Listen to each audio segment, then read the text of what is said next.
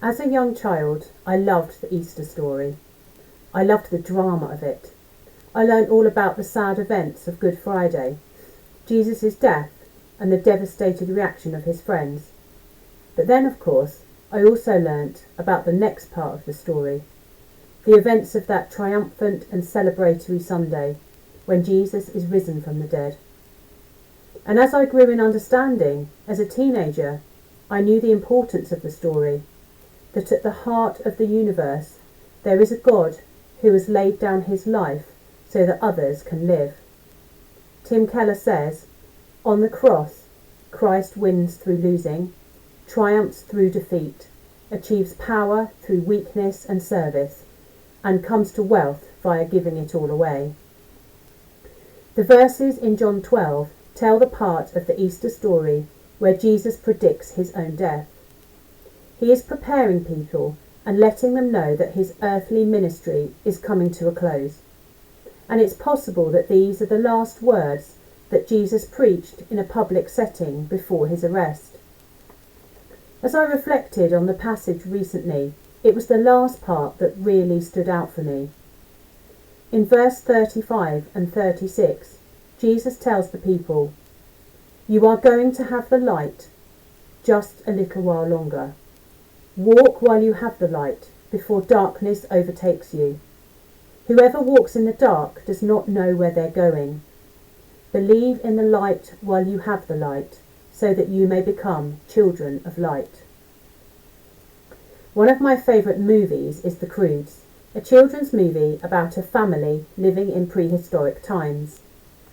The father of the family is obsessed with keeping everyone safe, and they live in the dark, only venturing out from the darkness of their safe cave when they absolutely have to.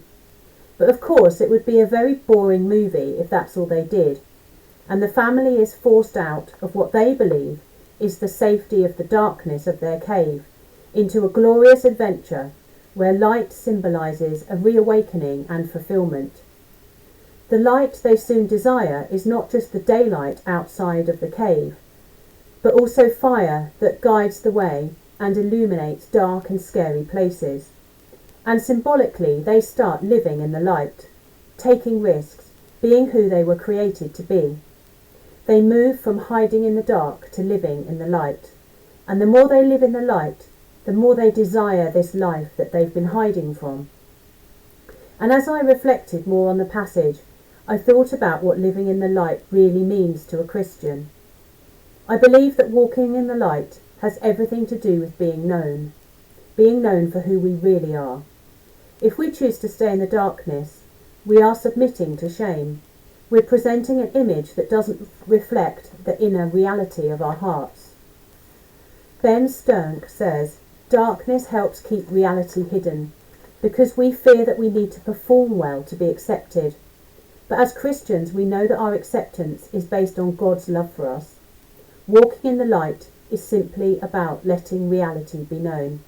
It's about letting down our defences and pretences and getting real with God and others. It's about living an authentic life, living the life that God created us for and that God intended for us. And when we truly step into the light we're walking in, it isn't harsh, it doesn't shame us. It's a healing light that allows us to rest in the love of God.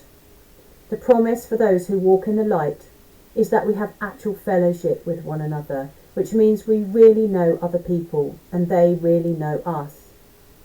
And as we walk in the light, we are renewed and refreshed, and God allows us to nourish and refresh others we encounter every day.